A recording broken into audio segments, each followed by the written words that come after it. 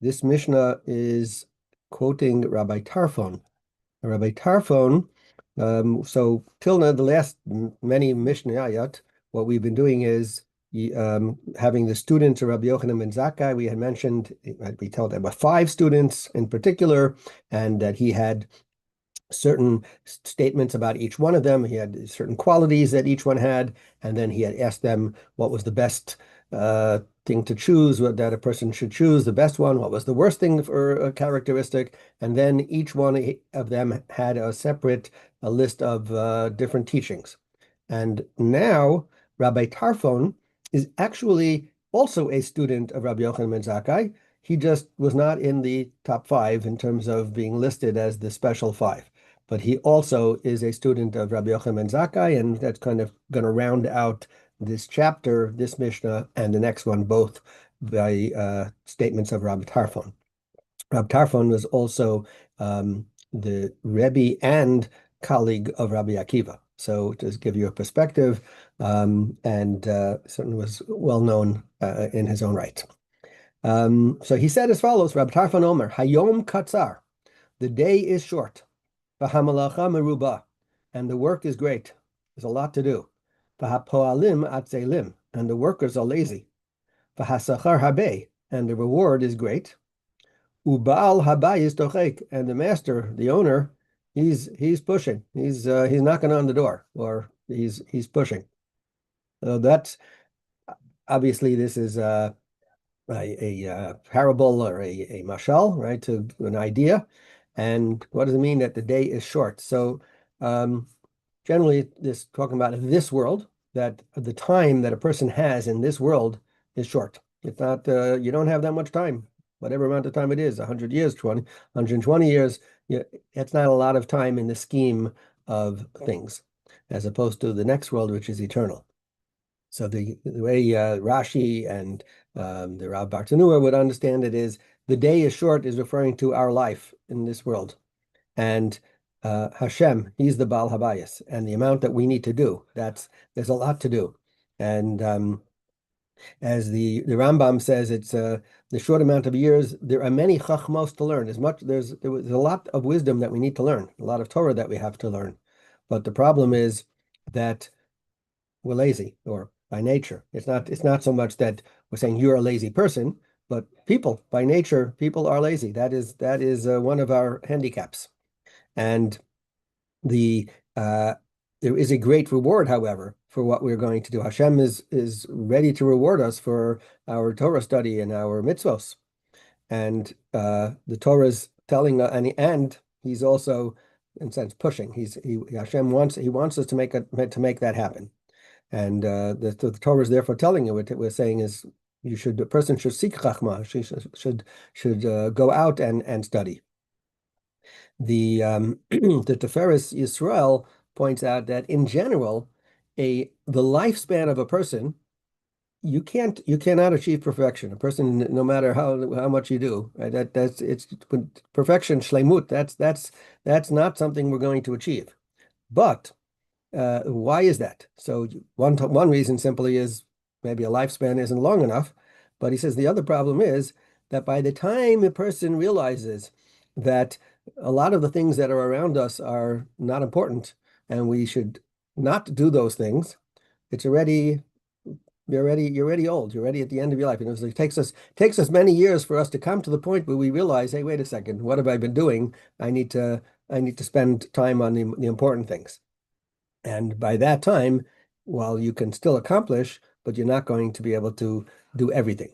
And it continues on that again we have many obligations to Hashem, and to other people. Right? The mitzvos are ben adam lachavero, ben adam lamakom, between Hashem and also between people. So there's a lot of obligations on us to deal with our relationship to Hashem and to people. And again, the person is lazy naturally, and a person, he says, is also naturally inclined to, I'm going to say to bad, because we are enticed by the things that we shouldn't be doing. That our Yetzer Hara naturally entices us to do all those things, and they're more enjoyable usually, and therefore we're inclined to do that. So we have to work that much harder to overcome it.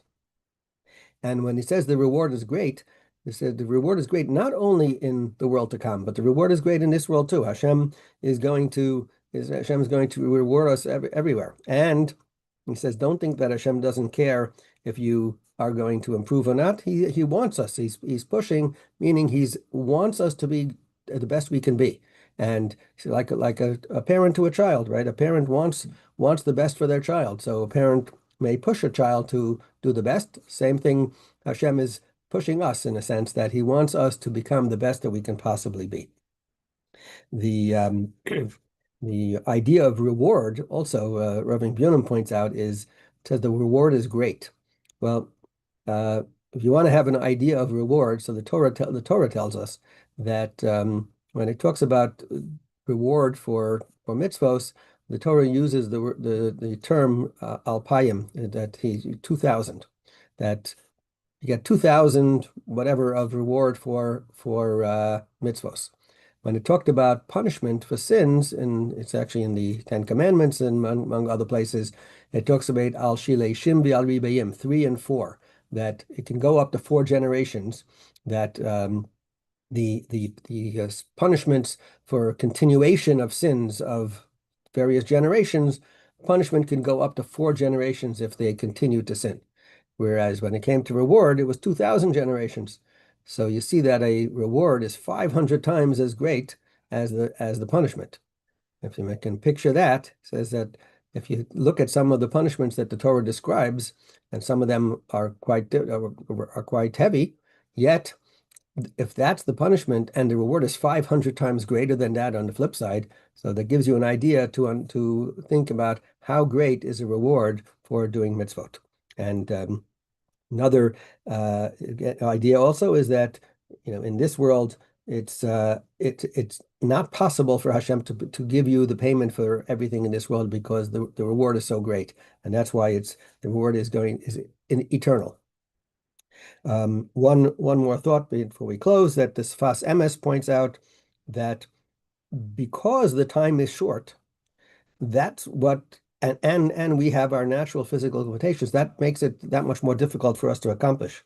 And because it's so difficult to accomplish, that's why the reward is great. The reward is commensurate with the challenge. And because we're not able to do so much so easily, therefore the reward is automatically going to be great. Actually, I have one more point we'll point out, and that is that there's a Tosefta in Peah that brings a parable, an example that of someone who was a person who was a pious man. He forgot, there's a law called shikha, where if you forget a bundle in the field, you leave it for the poor. So this person, he forgot it in the field, and he was so happy. He said to his son, we're going to bring offerings into the Beis Hamikdash. We're going to bring a korban. And his son said, like, what's the big deal? Why are you so excited that this mitzvah, that you were able to leave for the poor? And he says all the other mitzvahs, when you do a mitzvah, you have to intentionally do the mitzvah. You say, oh, I'm going to do this mitzvah, and you actively do this mitzvah. He said, this mitzvah is if I forget. Right? I'm leaving something for the poor because I forget. I didn't even intentionally, I didn't necessarily want to do the mitzvah, and I'm still getting credit for it. So here he says that if I am being rewarded for something that I didn't even go out of my way to intend to do, for sure, how much greater is the reward for something which I did intend to do. And that was how he was thinking in terms of highlighting how special the reward is for doing a mitzvah, and especially if you had intention to do it, then how great is that reward. And we will hold it here for today. Have a great day, everyone.